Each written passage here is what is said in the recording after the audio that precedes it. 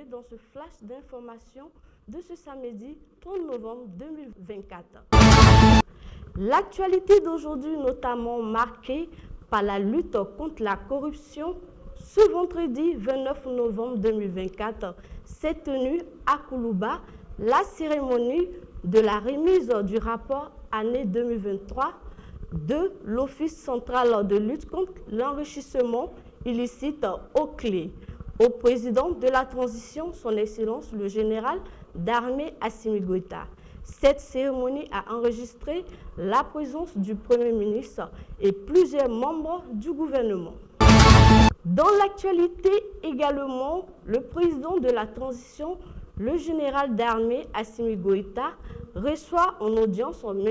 Alexandre Novak, vice-premier ministre de la Fédération russe.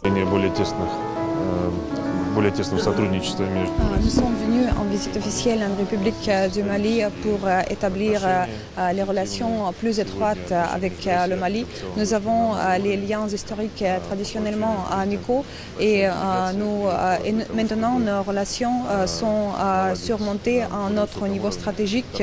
Et nous sommes venus d'après les instructions de notre président et nous planifions d'approfondir notre coopération dans le domaine énergétique, de transport, d'infrastructures, de l'agriculture et des autres domaines pour consolider notre effort et la coopération entre nos deux pays.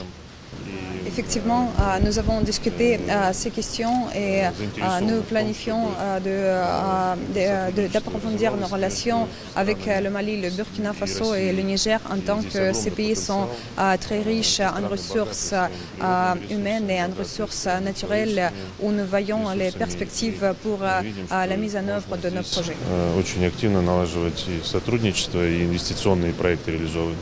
La coopération avec la Russie remonte effectivement depuis aux indépendances du Mali. À l'époque, c'était l'URSS. On sait également que très récemment, cette coopération a connu disons une nouvelle impulsion. Et quelque part, en tout cas, une impulsion qui nous a permis d'avoir des résultats tangibles. D'abord en matière de lutte contre le terrorisme, donc dans le domaine de la défense et de la sécurité.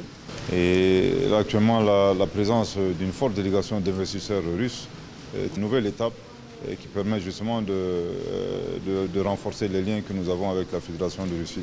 Je pense que la visite permet également de renforcer notre pays, en particulier dans le cadre de la consolidation des acquis que nous avons dans la Confédération des États du Sahel, donc l'AES, et surtout la mise en œuvre de la feuille de route de cette confédération qui porte sur des projets structurants, intéressant à la fois le Burkina Faso, le Mali et le Niger.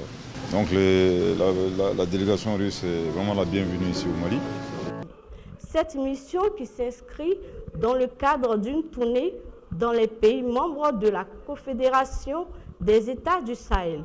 Cette visite visait à échanger sur les perspectives de coopération bilatérale entre la Russie et le Mali.